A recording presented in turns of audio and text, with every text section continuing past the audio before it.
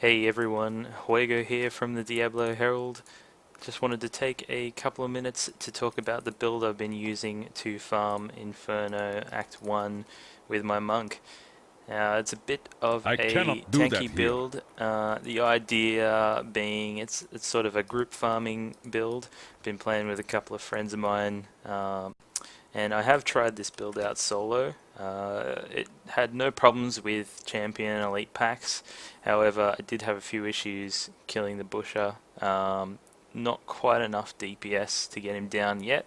However, I only have, a 550 DPS weapon, so I'm sure, given a few better weapons, it could easily be done. I got him down to about 25. I only tried about 4 times, so maybe I could get him down. I don't know. Anyway, so for the build, the idea is just to have as much damage mitigation as possible, and to be able to just stand in front of your witch doctor and your demon hunter and let them have the most DPS and take down the bosses. So seize the initiative, of course, for the first passive. Increase your armor by 100% of your dexterity. That gives you, depending on how much dexterity you have, somewhere between 1,000 and 1,500 extra armor. So that's always helpful. One with everything, your resistance are equal to your highest elemental resistance. Now, for me, I've been stacking my arcane resistance, and I've got it up to 317. And near-death experience, well, when you die, basically brings you back to life with 35% health. Saved my life a lot of times, so that's pretty much a no-brainer. You have to have that skill. Now, primary skills, Deadly Reach I find the most effective. Being able to stand in a doorway and just get everything with Deadly Reach, because it does attack in a line, everything in the line. So that's a good one to use. Now I've used the Keen Eye rune, which gives you 50% extra armor for 4 seconds. That activates on the third strike of Deadly Reach. So that gives you, for me, it works out to be about 2k armor. Yeah, my armor goes up to like 6,500-ish with that one. So that's a big help. The Lashing Tail Kick for my Spirit Spender. And I have the Scorpion Sting rune, which gives me 50% chance to stun enemies. That's definitely useful, especially for those ones that take the big wind-ups. It definitely helps out. You can usually interrupt them. So my third skill is Breath of Heaven. That's just a heal.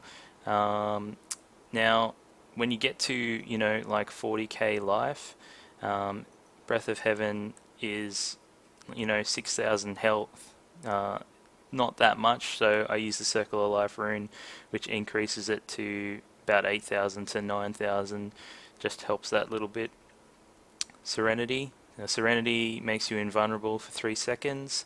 And then I've used the Peaceful Riposte rune, which heals me for another 6k, 7k, which is always useful as well. Now, this one is primarily used for damage mitigation. It's really good for when you have the frozen orbs. If you time it correctly, you can not get frozen by those and just continue to tank. The other thing I use in that situation is a 7-sided strike. Now this is an attack, obviously, doing 777% weapon damage. Now this makes you untargetable, so you're invulnerable while the attack is going on too.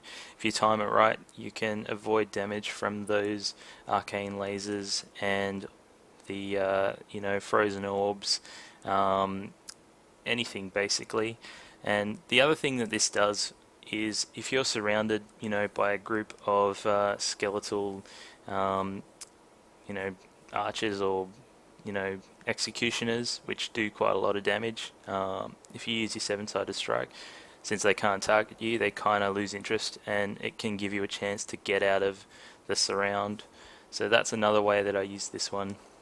For the mantra of healing, of course, which recharges your life, and the time of need rune, which gives me an extra 20% heal. Sorry, not 20% heal, 20% resistance to all types. So it's 20%, not 20. So when I my mantra, which I can't do. Okay, the mantra, it goes from 317 to 381, which is 55% reduction in damage from level 60 enemies, which is quite a lot. So they're my skills, and that's my tanky build. And it's quite good for killing, packs, elite packs and champion packs. The butcher's just really easy with a group. He's super easy because you can always see his, attacks that do a lot of damage, and they're very easy to dodge with this build. So yes, if you want to catch me, you can get me on my YouTube channel, which is /Diablo Herald. Once again, this has been Hoigo, and that's my monk tank build. Thanks guys. Bye.